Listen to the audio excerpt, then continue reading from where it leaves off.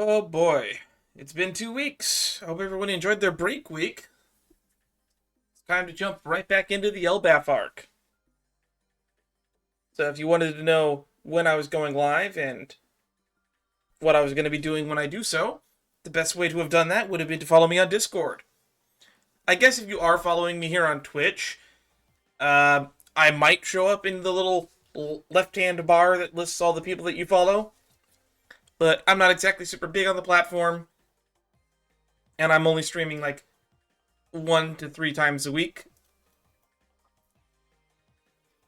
Although, lately, because all of my free time has been basically lumped to like late nights on the weekends, I've been basically streaming every Friday, Saturday, and Sunday night, and occasionally on Wednesday afternoon, and possibly Monday afternoon. Those are basically the times where I'm most available for the time being. Although, as the holiday season approaches, that might change. And also, work can be really odd. Like, for instance, this week I had to work on a Tuesday, which I don't normally have to do, which meant that I didn't really get home till almost a little bit after midnight on Tuesday, so basically, I was booked swamped. Anywho, that's enough about my personal life. Today we're going to be reading through chapter 1163, Promise, which, considering where we left off in the story, brief recap, we were still in the middle of the Loki flashback, air quotes Loki flashback, where we're learning about Rox Diesebek, and he was about to face off against the world. The Rox Pirates versus the world, or in this case what he calls the world, or is Saturn with Emu on his back. Does that make him a Drider? I'm not entirely sure. He is driving that spider. But, who knows? This chapter might continue that, or we might cut away and cover what's going on with Dragon and Eris. The title, like Promise, I'm not sure if it's going to tie into Rox specifically. Or maybe we'll learn about Joy Boy's promise. Who knows? And last chapter, also the cover story ended. So no more of me reading Ogre Child Yamato's Golden Harvest Surrogate Pilgrimage. No more of that. Which means, finally, we can stop ranting about Wano at the start of every single chapter. In fact, I hope Wano doesn't get brought up again for the remainder of the Elbaph arc. I can hope, right? I can dream. Though, realistically, that might not happen.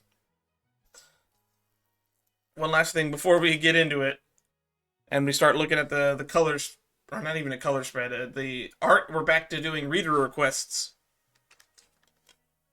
We're going to stream a little bit longer tonight, because after I finish recording this segment for YouTube, of me reading through this chapter and reacting to it, we are going to jump into Shadowverse Worlds Beyond. The new set's about to come out, so I want to get as much grinding out of the way on the Battle Pass before it ends. And I also want to do some open recruitment for the guild. More information on that when we get to it. But if you're watching this on YouTube, I don't know, maybe I'll plug the Shadowverse Guild somewhere. It's going to get... the link to it will probably be in the Discord, so that's going to be the place to go to look for the links to that, if you care about that. If you don't care about that, don't worry about it. It's not for you. The reason I stream a variety of things is because some of the stuff I do is popular with some people, and some of the other stuff I do is popular with other people. I'm not really here to grow the channel, I'm here to share my hobbies and interests with you. Because there's a lot of people that like to watch reactors, and there's a lot of people that just like to watch other people's experience in a niche hobby that they also enjoy, and they just want to see other people enjoy their hobby. That's why I record most of these. And now we've been going for 5 minutes without actually doing anything on the stream. And I realized just now that I forgot to transition over there, so you didn't even see my face for all of that. But hey, the face is here now. At least the mic was working. Oh god, please tell me the mic was working. I at least know the mic is working because I've been staring at the Streamlabs the whole time. Anywho, without further ado, long intro out of the way. 5.5 minutes of intro, basically. Let's get into chapter 1163, Promise. Reader request, Luffy doing parkour all over town with white gibbons by Toshika Zoo. Oh, was it a request from the zoo, or is it a person named Toshika Zoo? If I Google this, is there going to be a Toshika Zoo?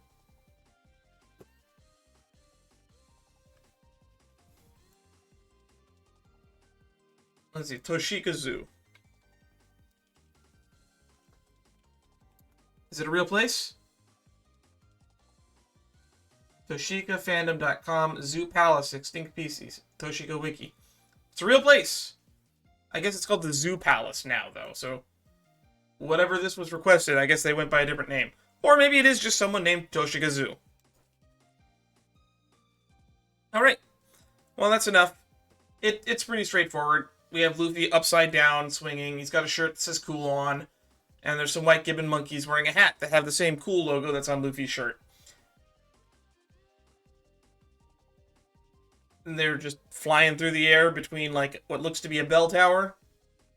And you can see the sea streets below. And there's someone looking up, but I can't make them out. They're way too small. Thus ends my reaction to the reader request art.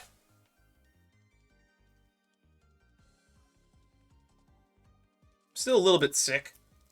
I just ate dinner, but I can feel it, like, right here, coming up my throat every so often when I gag. I'm hoping I don't vomit on stream. That'll be horrible. But you know I'm going to clip it if it happens. Let's move on to page 2. Ah, there's that description I was just talking about earlier.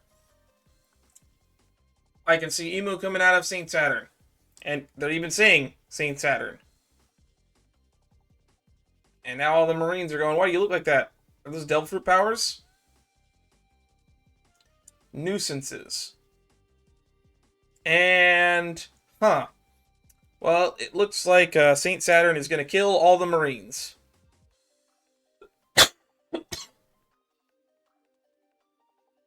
Why is it attacking the Navy? Whose side is it on? The pirates are freaking out, and now it's attacking the pirates. Nobody's side. Run away, everybody. That seems like a very safe decision. And there's a whole lot of action panels on this page, so we're already done with pages 2 and 3.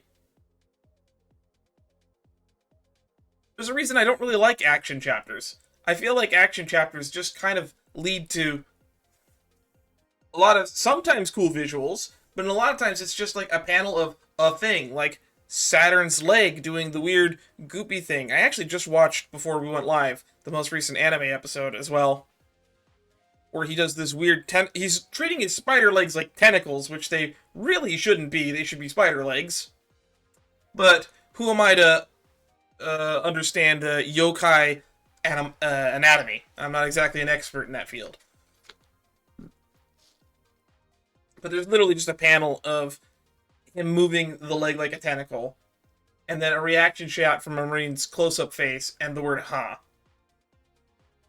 And that is 25% of what's on page 2. Followed by the top of page 3, with a tentacle swiping through an entire platoon of Marines. Of which we only really see, like, 3, maybe 4 Marines. Then a reaction shot from a pirate, with another panel of a tentacle coming in from the side, and then another big panel that takes up half of page 3 of people running away from another tentacle. I'm calling them tentacles. I know they're his spider legs, but he's using them like tentacles. It's kind of silly. Anywho, that's it for 2 and 3. For real this time. Let's look at page 4.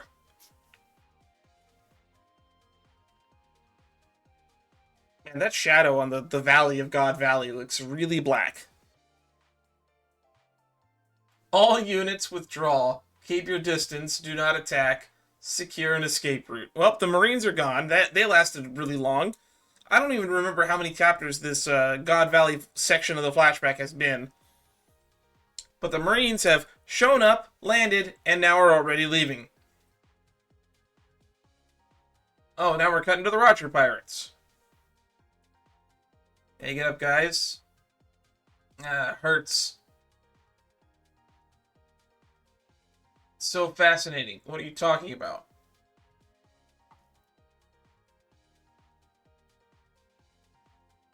Can't believe it. What did it do to my crew? Come on, give these guys backup. Take some treasure and split. Not again. You better not get yourself in trouble. Alright, let's cut to Garp. What's going on here? What was that monster? I don't know. Saint Saturn just started transforming before our eyes. 5 elders? Huh. Never seen them before. Looks about right for the kind of freak who'd sit atop those maggots. Wow, he said that about the 5 elders. Man, Garp doesn't get enough respect in this day and age. Vice Admiral Garp, Ixnay on the Andersley. Oh, now we're cutting back to Zivek. Hey you, king of the bilge rats. You here to kill me, aren't you? There we go. So it was the Davy Jones. You got the wrong guy. I've never even met him. However, promises are meant to be kept. Which is exactly why thy kind must be erased from history. That's right. These two have met already once before because he showed up in Emu's little rumpus room, is what Stoge does likes to call it. And I'm probably going to use that terminology to refer to the... I think some people have called it the flower room, or the hidden room, or the secret room. But calling it a rumpus room is just more fun. And that ends 4 and 5. See how much more there was to talk about when there was actual dialogue and writing on the page? That's what moves the story forward. Is events and dialogue. Interactions between characters. This is the stuff I read One Piece for. I could care a little bit less about punch fighting. Punch fighting takes up so much panel space for not a lot happening. Because every time Saint Saturn's going to stab somebody with his tentacle, we're going to have to waste 2 panels and possibly up to 40% of a page to show him do 1 attack swipe. Possibly more. Meanwhile, look at what we accomplished in just page 4 and 5. We saw the Navy withdraw. We saw Garp's reaction to Saint Saturn. That's probably going to be one of the chapter highlights. And I guess Gabon and Roger are doing something with the treasure. And that's all on page 4. That's 1, 2, 3, 4, 5, 6 panels with no action. And so much happened in them. Whereas Saturn smacking 4 Marines wasted like 3.5 panels.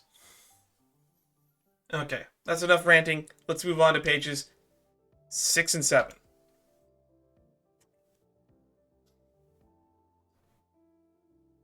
Oh, my world is still incomplete. It ain't your world. Oh, look, it's another tentacle swipe. Oh, this one got cut in half by Zivek.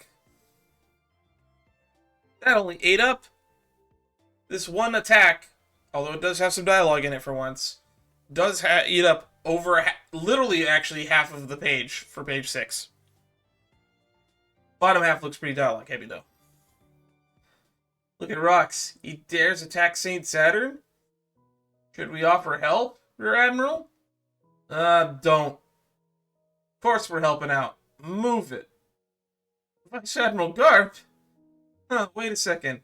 Helping out which side? You guys are the Marines. You should be helping out Saint Saturn.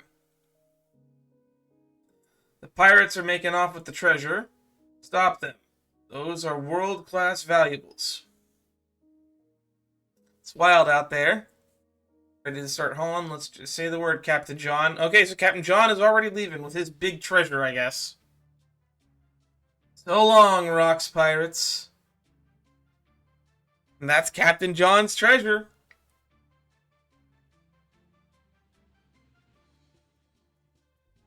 We got a glug panel from him as well. He's still drinking.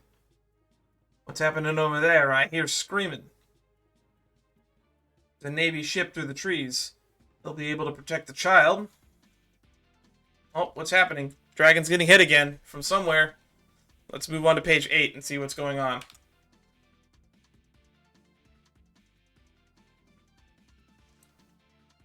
Did I miss a page? Okay. Well, page 8 and 9. Whoa! Ah, come back, treasure chests! All the metal is reacting to something. It's being pulled away. Big Eater. So this is the confirmation. Captain John has the Jika Jika no Mi, the magnet fruit. Come to me, my treasures. That's amazing. Imagine if Kid was just only caring about treasure. That's Captain John's magnet power. There's a powerful pull coming from the southeast. Entrance to the valley. Move it. Let them figure that out. Roger. Stupid John. Sky Snake Red Cannon.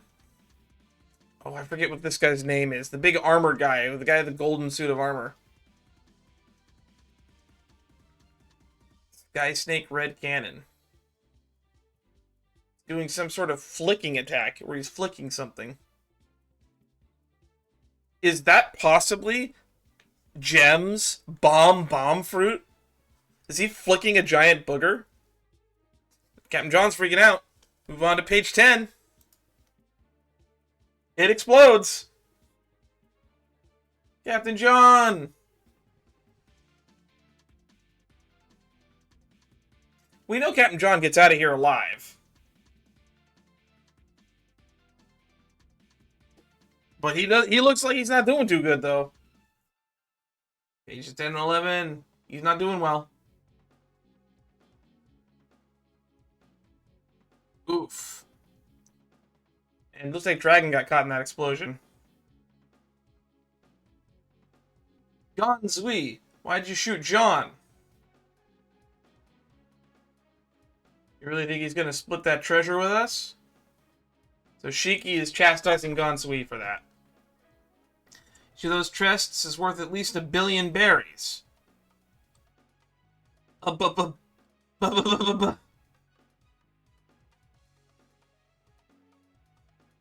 Anyone would want to keep that to himself. Well, Shiki's freaking out.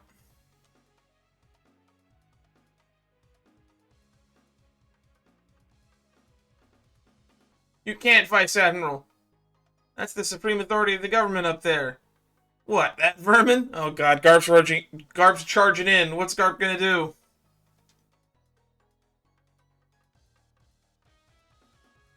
Oh, here's Kaido's popping in. Let me try 2 rocks. Damn it, Kaido. Wait right there. I'm gonna kill you. Oh, Big Mom's caught up. What are you, jealous? Check this out. Alright, he's gonna do a Boro breath. Oh, Whitebeard's charging up a swing. Rox is gonna do an overhead swing. That's my quarry, Garp. Roger's here now. Galaxy. Uh-oh, Galaxy Impact coming. Okay, probably gonna be a big spread on page 12. Oh, it's a full pager! Double page spread! Galaxy Impact, Divine Departure, Pandemonium, Shock Hakua, Dragon. Oh, well, he hasn't learned to call it a Boro breath yet. Ikoku Sovereignty.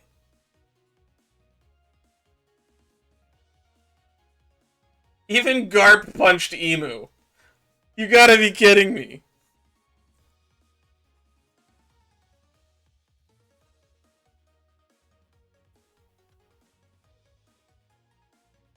That's crazy. There's so much going on here. Whitebeard's doing his big quake thing. We got a downward slash from Zebek with a Divine Departure. I can't get over the fact that Kaido's just saying, Dragon! So silly.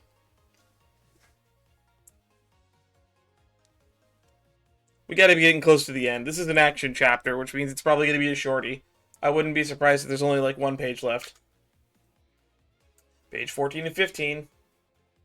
Well, Emu's got a hole in their head. Are they gonna start regenerating? Oh, is that a Conqueror's Hockey Blast?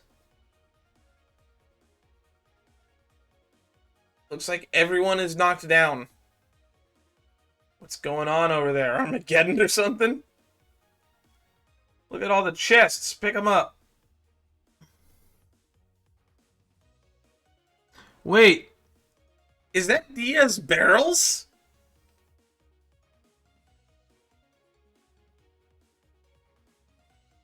Nah, it couldn't be. It looks a little bit different. He's got a different haircut. Nah, Rayleigh's always got an eye on the prize. Never forget a pirate's true calling. Oh wait, cutting back to Dragon. This is all insane. I need to at least save this baby. What? Where'd he go? He's gonna climb in the chest on his own. Baby Shanks. He sees the shiny. Alright, page 16 and 17. These looks to be the last two pages.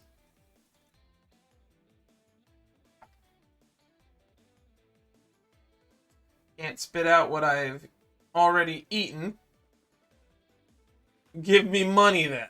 Okay, Big Mom and Kaido are fighting off panel. I can see them running through the distant forest. I bloated the trick, Garp. No, it was mine, says Roger. Emu's reforming. Hey, you talking about New Davies, a woman and child, striving so very hard to live. Pestilence that must not be unleashed upon the world. Whatever you're thinking, don't do it. Oh, he's gonna go kill the kids. Oh, he diced them up, but Moo, I will do nothing. What is this? It doesn't even hurt? Thou wilt end thy own bloodline. What? Slaughter thy wife and child. Are you crazy? I'm not gonna. Domi Reversi. Here we go. It looks like he's gonna make an uber evil villain out of rocks. Like everyone and their mother predicted was probably going to happen. Up, he's growing demon teeth. And then we end on a panel of Eris running away with Teach in hand still. Okay, well, this was a little bit of a short read, probably because of how much action was in the chapter. Normally, with so much going on like this would probably be enough for me to rant on for 45 minutes. But, so far, it's a lot of action, and you know how I feel about action at this point. Let's flip back through and do a nice little highlight recap. So, we have Saint Saturn with Emu coming out of their back. We get some fighting. We get a lot more Garp praise.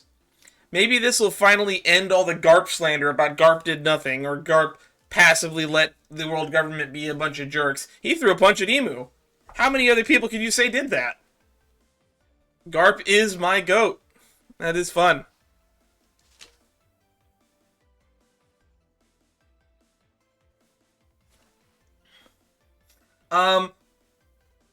Unfortunately, for those wanting, speaking of the Monkey D family, Dragon apparently also does nothing in this chapter, which is what he's famous for doing, which is doing nothing. I like Dragon. I love his ideals, I love what he stands for, but as of yet, we just haven't really seen a lot of him doing anything on screen. Because it looks like Little Shanks got dropped, saw an open treasure chest, and crawled in on their own. I just think it's funny. He resolved himself to save the one child, and he was doing such a good job of that, but he's not even going to get to do it. The child is going to save itself accidentally, it looks like. But luckily, we know he's going to go build the Freedom Fighters after this, so he is probably going to do quite a lot of accomplishment, unfortunately, off-screen. We got this amazing double-page spread. That's probably the big highlight. That's probably the one that everyone's going to talk about. And that's the one that everyone's going to be looking forward to when it gets animated in like a year and a half, maybe?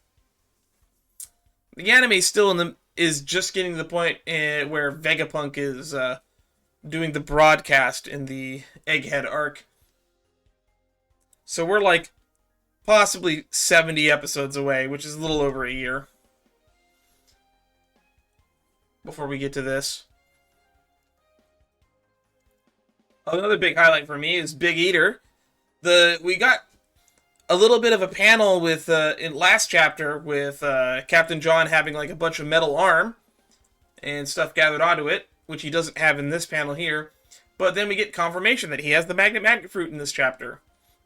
It was basically implied by the last chapter, but it's confirmed here. And then this is the one that's probably going to be missable. Because we get some interesting information that it looks like Gonzui might have had Gem, also known as Mr. Five's Devil Fruit, previously. Because we see him flick a bomb at Captain John, and it is a big bomb. It's a big explosion. And it's drawn as like a little dot in between two fingers that he flicks in a direction, which we've only ever seen Mr. Five do. So we're getting to see quite a few characters with very specific differences. I didn't catch it, but somebody pointed out that there's a guy that looks like Marco that has Marco's Devil Fruit, but Marco would have been like 6 or 7 during this chapter, and apparently somebody saw somebody using the Phoenix Fruit powers, or somebody that looks like Marco in the last chapter. I didn't notice it, but I saw people talking about it in their reactions, which is why I do watch other people's reactions to the chapter. One of the reasons I'm doing this is because I used to enjoy watching other people's reactions, and still do. So I would like to have my reaction out there for those who care about that.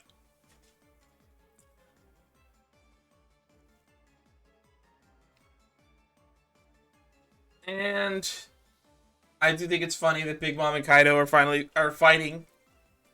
And I guess this is the way Big Mom interpreted saying, "You owe me for what I let you do on God Valley," which was, I let you steal a devil fruit from me, I guess.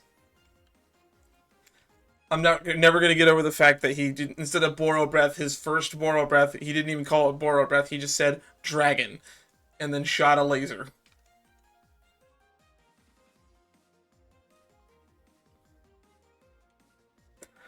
Well, that's enough of my highlights. I guess we'll just move on to predictions. What do we think is happening next?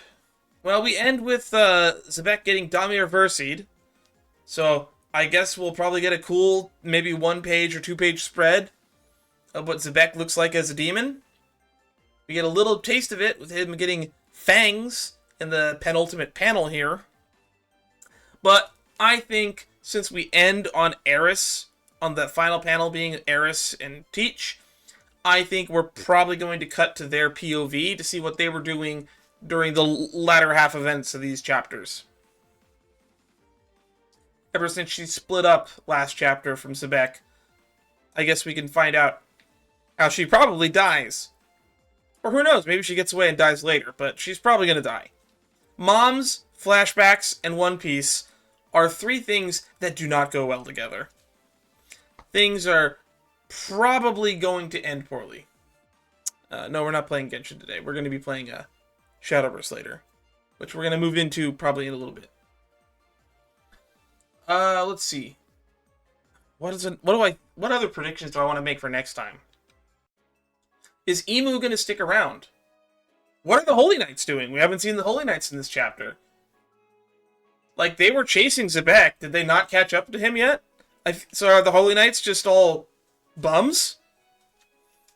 And the Holy Knight stocks are going to go downhill during this God Valley incident. We haven't seen Gunko in a while either. We know she's on the island somewhere. And it's really interesting that Emu is now basically possessing or shooting out of the back of Saturn instead of Gunko. So I assume anybody who has the Mark of the Abyss somewhere on their body, Emu can manifest in them, which basically thinks that Emu might have like some sort of Abyss Devil Fruit. Or they might just straight up be the devil. Who knows? And there was some interesting theories that I saw in the last week that I do somewhat subscribe to, where last week's chapter ended with Zebek calling Emu the world, which makes the Harley texts, the idea of the first world, the second world, and the third world, might actually refer to whoever is the ruler of said the world that at that point in time. Meaning, the third world right now is Emu's story. And whatever the fourth world will be was whoever replaces Emu.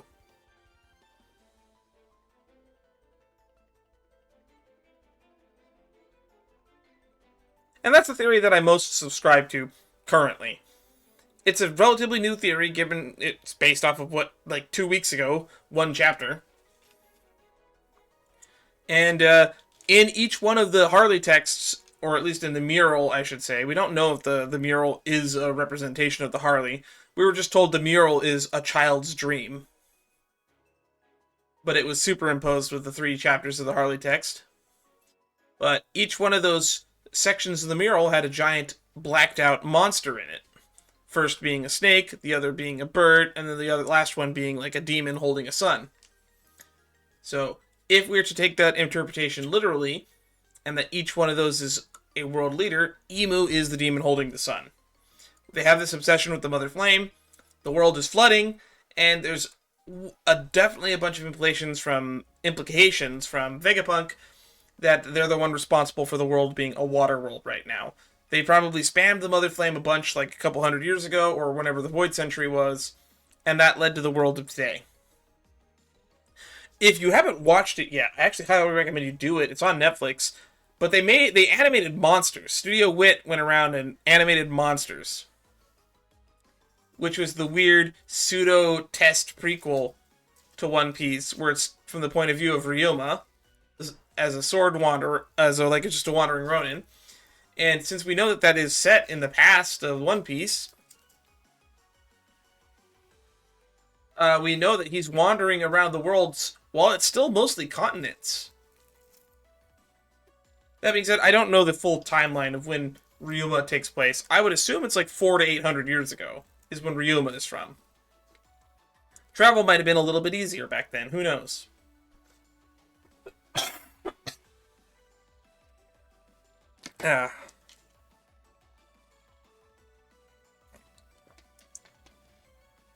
Anyway, that's going to end it for my predictions. So I guess we'll just get ready to switch scenes. So for those sticking around, we're going to start some ladder climbing, guild recruitment, and viewer matches in Shadowverse Worlds Beyond. And I do plan on playing Genshin probably... I don't know what time I'll be getting home tomorrow night, but if I get home at a reasonable time, where I can either cook or get dinner, we'll do another stream tomorrow night. Although, to be honest, I'm getting behind on editing, so I should probably spend the next day editing, like, something for YouTube. Although, I guess, because we're recording this now, I don't need to do that, because that'll give something. I try to make sure that I at least have one video uploaded on the YouTube channel a week. And the One Piece is used as a buffer. It'll buy me basically 1 or 2 days of time, so that my channel stays relevant in the algorithm, I guess. And then I'll be able to probably spend some of tomorrow and some of Tuesday editing the next video out. And hopefully I can have the next video out by Wednesday. I still have 2 entire Selenic Chronicles videos to edit, and 1 Honkai Star Rail video, which is a pull stream. Ugh, the pull streams take so long to edit, because I have to keep track of pity.